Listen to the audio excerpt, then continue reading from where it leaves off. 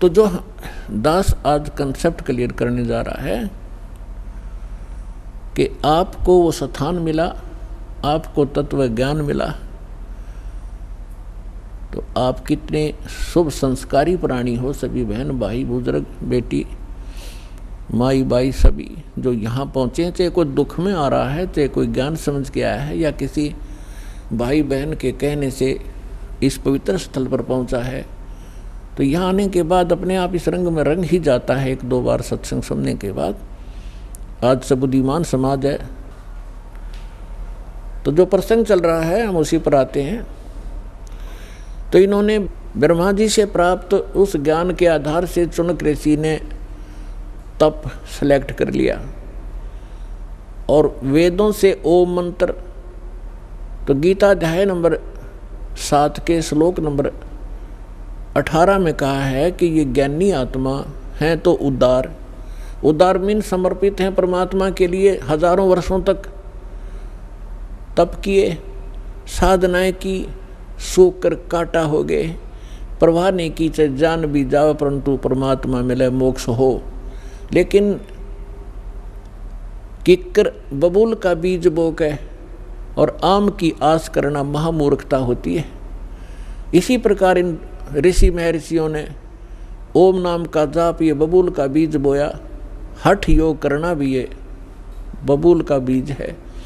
इसकी साधना करके ये पूर्ण मोक्ष की आशा में बैठे। हजारों वर्षों तक चुनक ऋषि साधना करते रहे। गीता अध्याय नंबर 11 के श्लोक नंबर 32 में गीता ज्ञानदाता कहता है कि अर्जुन मैं काल हूँ और सब लोगों को अक्षय करने के लिए, इनका नाश करने के लिए अब मैं प्रवृत्त हुआ हूँ। तो श्री कृष्ण जी तो पहले ही विद्वान थे श्री अर्जुन के साथ, क्योंकि उसके रिलेटिव थे, अर्जुन के साले थे श्री कृष्ण भगवान। और वो श्री कृष्ण नहीं, उसमें वो काल बोल रहा था, जब कहता ये देख मेरा ये वास्तविक स्वरूप है और मैं काल हूँ, 1000 भुजा है उसके। और गीता अध्याय नंबर 11 के श्लोक नंबर 21 में अर्जुन कह रहा है कि भगवान आप तो इन सभी ऋषियों को खा रहे हो, सभी देवताओं को भी खा रहे हो, सिद्धों के समुदाय आपके सामने हाथ जोड़कर खड़े हैं और वेदों के सूक्तों से आपकी ही स्तुति कर रहे हैं और आप उनको भी खा रहे हैं। तो गीता अध्याय नंबर 11 के श्लोक नंबर 32 में गीता ज्ञानदाता कहता है कि मैं तो काल हूँ भाई, और इन सबको खाने के लिए अब प्रवृत्त हुआ हूँ। तो गीता अध्याय नंबर 11 के श्लोक नंबर 47-48 में ये गीता ज्ञानदाता कहता है कि ये मेरा वास्तविक रूप है, मैं ऐसा हूँ जो अब तुम्हें दिखा है, और मेरे इस रूप के दर्शन तेरे अतिरिक्त पहले कभी किसी ने नहीं हुए और आगे नहीं हो सकते। मैं ना किसी जप से, ना तप से, ना किसी क्रिया से और ना किसी वेदों में वर्णित विधि से मेरी प्राप्ति नहीं हो सकती। ब्रह्मा जी ने 4 युग तक साधना की, नहीं मिला। आखिर में आकर अपनी माँ को झूठ बोल दी कि मुझे प्राप्त हुआ, क्योंकि वेद उसने पढ़े थे और वेदों में परमात्मा साकार है। तो श्रीमद् देवी भागवत के अंदर ब्रह्मा जी खुद कहते हैं अपनी माता दुर्गा को कि माता जी अनुभव कुछ और बोलता है और वेद कुछ और बताते हैं, इनमें बहुत ही द्वितीयवाद है, इसका कारण क्या है।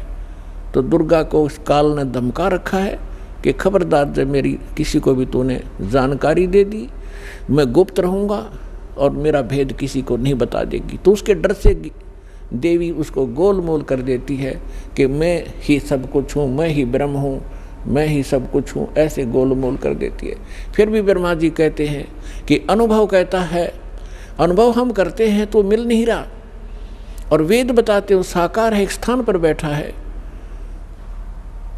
तो ये दोगला सा ज्ञान है माता। तो कहने का भाव ये है कि गीता ज्ञानदाता कहता है कि मैं ना वेदों में वर्णित विधि से, ना किसी जप से, ना तप से, ना किसी क्रियाओं से कभी नहीं प्राप्त हो सकता। तो इसलिए गीता अध्याय नंबर 7 के श्लोक नंबर 24 और 25 में ये खुद कहता है कि मैं अव्यक्त हूँ, अपनी योग माया से छुपा रहता हूँ, ये मेरा अनुत्तम विधान है, अटल विधान है। अनुत्तम तो इसलिए जो माता पिता है और बच्चों से भी गुप्त है, तो कोई न कोई दोष है उसके अंदर, वो अच्छा आदमी नहीं है। इसको श्राप लगा हुआ है। 1 लाख मानव शरीरधारी प्राणियों का आहार करता है, जिस कारण से छुपा बैठा है। कहीं पता लग गया तो एक भी नहीं तेरी पूजा करेगा, तेरे इन सब देवी देवताओं को भी भूल जाएंगे। इसलिए गुप्त रहता है ना, अपने देवी देवताओं को, इन सब को, किसी को, पुत्रों को भी इसने भेद नहीं बता रखा। ये स्वयं स्पष्ट कर रहा है गीता अध्याय नंबर 7 के श्लोक नंबर 24 और 25 में कि मैं ये अबुध है, ये जो जन समुदाय सामने खड़ा है, ये मुझ अव्यक्तम माम अव्यक्तम व्यक्तिम आपनम मनन्ते अबुध। ये मूर्ख मुझ अव्यक्त को और कृष्ण रूप में, व्यक्ति रूप में आया हुआ मान रहे होंगे। मैं कृष्ण नहीं हूँ, आई एम नॉट कृष्ण। मैं अपनी योग माया से छुपा रहता हूँ, मैं कभी किसी के समक्ष नहीं आता। गीता अध्याय नंबर 4 के श्लोक नंबर 5 और 9 में ये स्पष्ट कहता है कि अर्जुन, तेरे और मेरे बहुत जन्म हो चुके, तू नहीं जानता, मैं जानता हूँ। और मेरे जन्म और कर्म अद्वितीय हैं, अलौकिक हैं। तो इसके कर्म ऐसे हैं कि ये सामने नहीं आता और किसी में प्रवेश करके प्रेत की तरह जो क्रिया करवानी है वो कर देता है, करा जाता है। तो ये कहता है, तो इन ब्रह्मा विष्णु महेश ने साधनाएं की, परमात्मा मिला नहीं। इन्होंने निराकार विधान बना दिया कि परमात्मा निराकार है। तो इसी प्रकार जो प्रसंग चल रहा है हम उसी पर आते हैं।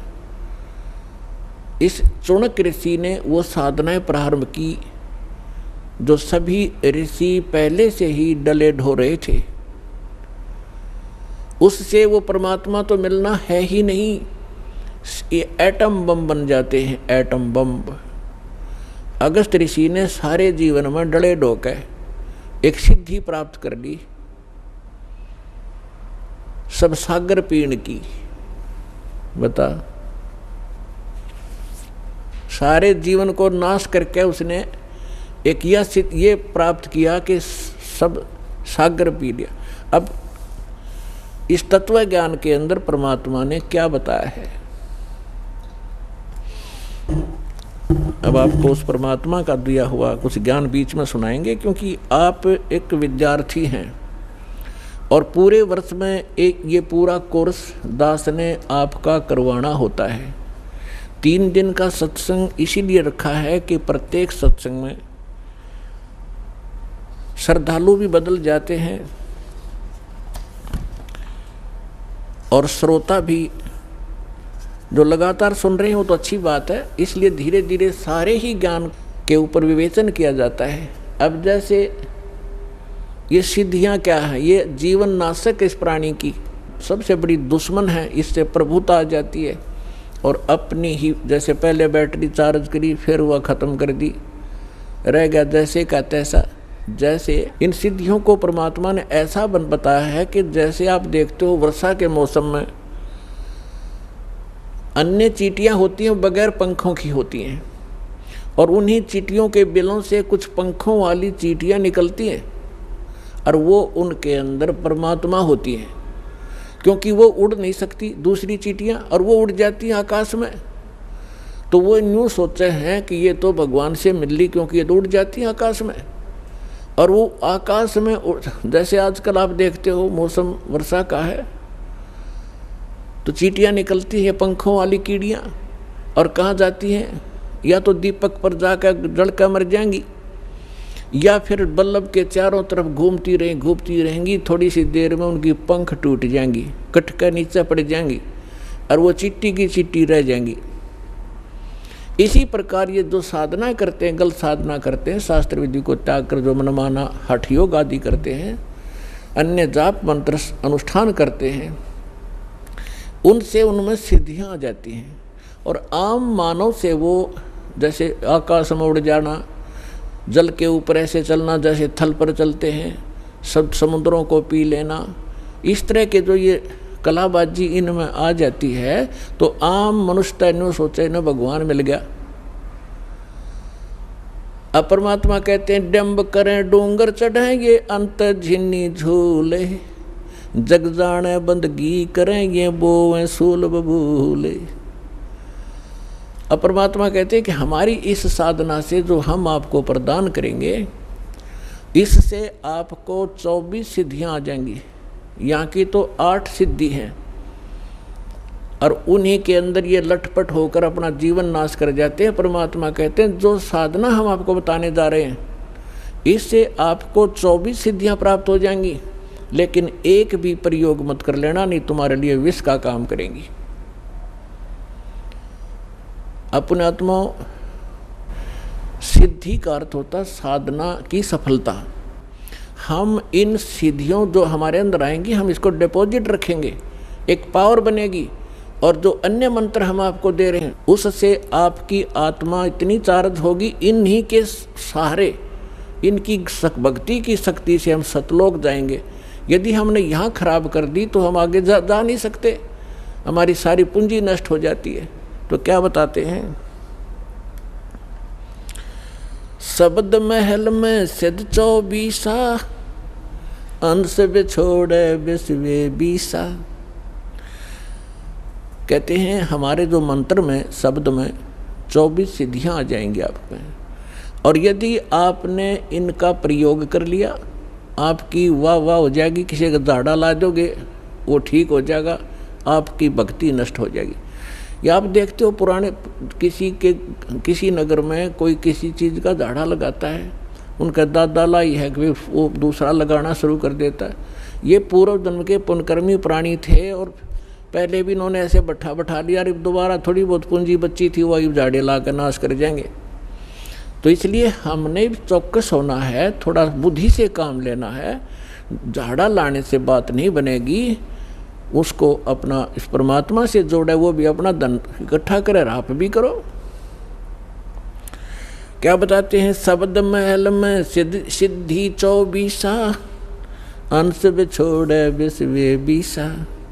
एक सिद्धि सुर देव मिलावे, एक सिद्धि मन वृत्ति बतावे, एक सिद्धि होवे पवन स्वरूपी, एक सिद्धि होवे अनुरूपी, एक सिद्धि निस्वासर जागे, एक सिद्धि सेवक हो आगे, एक सिद्धि स्वर्गापुर धावे, एक सिद्धि जो सब घट छावे, एक सिद्धि सब सागर पीवे, एक सिद्धि जो बहुजुग जीवे, एक सिद्धि जो उड़े आकाशा, एक सिद्धि परलोक के वासा, एक सिद्धि कष्ट तन जारा, एक सिद्धि तन हंस निहारा, एक सिद्धि जल डूब न जाई, एक सिद्धि जल पैर न लाई, एक सिद्धि बहु चोले धारे, एक सिद्धि नीत तो विचारे, एक सिद्धि पांचों तत् नीरम, एक सिद्धि जो बजर शरीरम, एक सिद्धि पीवे नहीं खाई, एक सिद्धि जो गुप्त छिपाई, एक सिद्धि ब्रह्मंड चलावे, एक सिद्धि जो सब नाद मिलावे, एता खेल खिलारी खेले, सो हम हंसा प्रगट बेले, 24 को ना दिल चावे, सो हंसा शब्द अतीत कहावे, प्रासिद्धि पूर्ण पटरानी, सतलोक की कहूँ निशानी, सतलोक सुख सागर पाया, सतगुरु भेद कबीर लखाया, परमहंस पे खो परवाना, जन कहते दास गरीब दीवाना।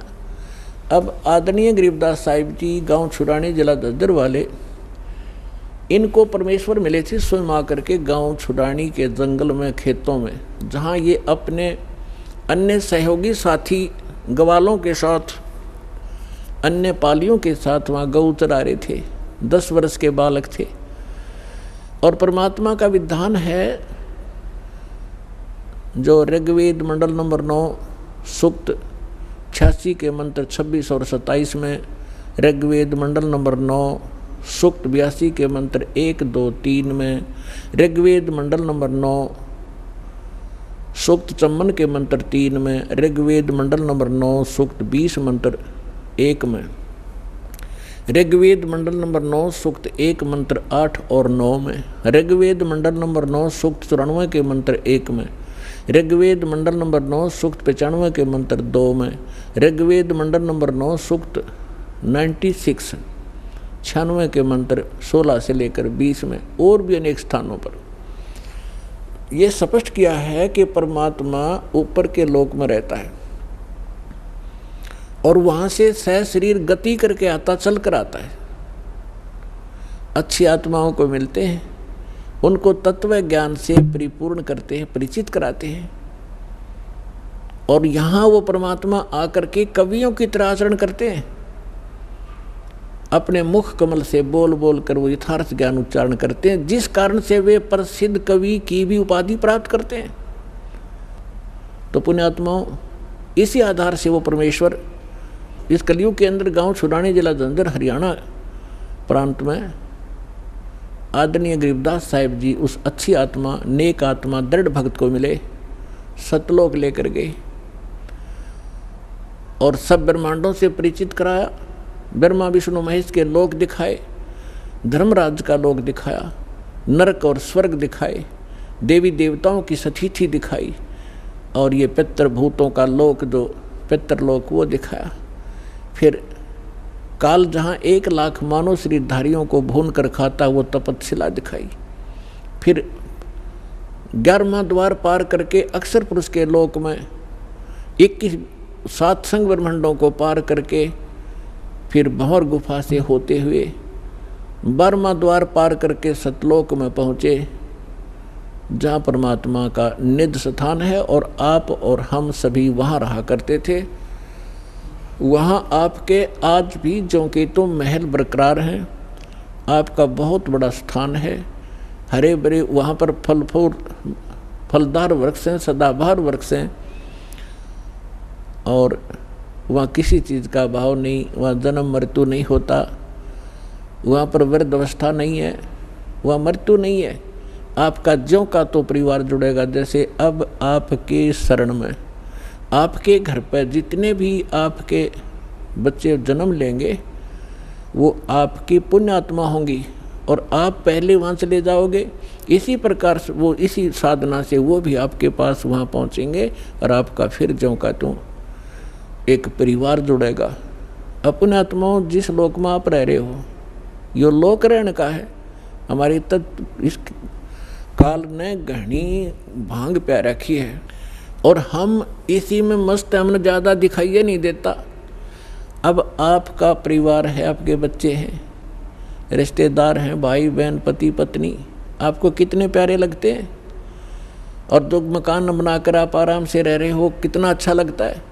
और 1 सेकंड में मृत्यु हो जा तो खा कहिए, ये क्या है? आपका है, काया तेरी है नहीं, ये माया कहाँ से हो? परमात्मा कहते शरीर तेरा नहीं और तू चिपका बैठा पलाटा गए और कोठी और बंगला गए, फैक्ट्री और इनके, कहाँ मती मारेगी तुम्हारी? क्योंकि ये ज्ञान की कमी के कारण हम यही चिपक गए। और वहाँ जाएंगे हम, कभी मृत्यु नहीं, वृद्ध अवस्था नहीं, कोई वृद्ध होना नहीं चाहता और कोई मरना नहीं चाहता। अंतिम सांस तक भी न सोचे, एक सांस हो राजा भगवान, 10 दिन और मिल जाएं और फिर भी मृत्यु होगी। तो ऐसे लोक में हम रह रहे हैं। तो ये मृत्यु तो यहाँ डेफिनेट है, लेकिन इस मृत्यु से पहले जो क्रियाएं दास आपको बताएगा, ये कर लेना बस, और फिर मालिक पर छोड़ देना। आप सतलोक चले जाओगे, वहाँ जाने के बाद फिर पुनर्जन्म आपका नहीं होगा। कहते हैं भक्ति बीज होवे जो हंसा और तारों ताश के 71 वंशा। 101 पीढ़ी पार होगी आपकी, जब सच्चे दिल से लगे रहे आप, क्योंकि आप दृढ़ होंगे तो आपके बच्चे दृढ़ होंगे।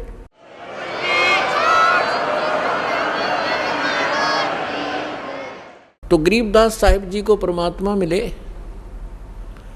उन्होंने फिर ये बताया कि इस जो मंत्र मुझे मिला है और यही आपको प्राप्त जब हो जाएगा, इसमें क्या बताया? शब्द महल में सिद्धि 24 अंश बिछोड़े विश्वे बीसा। ये 24 सिद्धि हैं भक्ति इस मार्ग में, और जो इसको दुरुपयोग करेगा, इन सिद्धियों को प्रयोग करेगा, लोग दिखावा करने लग गया तो परमात्मा से दूर हो जाओगे। एक सिद्धि सुर देव मिलावे, एक सिद्धि मन वृत्ति बतावे। ये सिद्धियां हैं। एक सिद्धि हो पवन स्वरूपी, एक सिद्धि हो वे अनुरूपी, एक सिद्धि निस्वासर जागे, एक सिद्धि सेवक हो आगे। एक गोहाना के पास गांव है खेड़ी दमकन, वाइस दास के मामा का गांव है वो, वहाँ हम जाते रहते थे। तो वहाँ के व्यक्ति क्या बताया करते थे कि यहाँ एक नेकी राम नाम के कबीर पंथी थे। अब ये फीत तलाव कबीर पंथ की ढोवें डले, तो उसकी क्या बताया, वहाँ एक आश्रम बना हुआ है नेकी राम जी का, और वो नेकी राम जी थे गीसा दास साहिब जी के शिष्य। लेकिन गीसा दास साहिब जी की साधना वो थी जो परमेश्वर ने बताई थी, और नेकी राम जी पूर्व जन्म के कोई साधक तपस्वी थे, लेकिन वो पुरानी बीमारी साथ रहती है। जो गुरुदेव से वो पूर्ण मंत्र तो उनको मिले नहीं थे, किसी को दिया नहीं उन्होंने, लेकिन अन्य जो साधना बताई थी वो भी उनका कल्याणकारक थी, ताकि उनको मनुष्य जीवन मिलते रहते, इस समय तक वो आ जाते। ऐसी साधना ये संत हमें दे कर गए थे। उसने वो भी छोड़ दी और वो पुरानी बीमारी ला ली, तप करने लगे। उस तप से उसमें सिद्धि आ गई, सारी रात मतलब सोता नहीं थे वह। तो उस आश्रम के निर्माण की कथा सुनाया करते हैं वो वहाँ के व्यक्ति के नेकी राम जी यहाँ बनी में आकर बैठे थे वृक्ष के नीचे, और साधु संत के रूप में थे।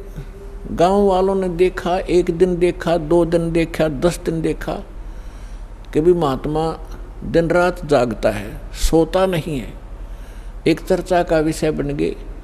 लोगों ने रात को छुप कर देखा, दिन में उसके पास बैठे रहते, ड्यूटी लगा दी, वह तसल्ली करो, पूरी जांच करो।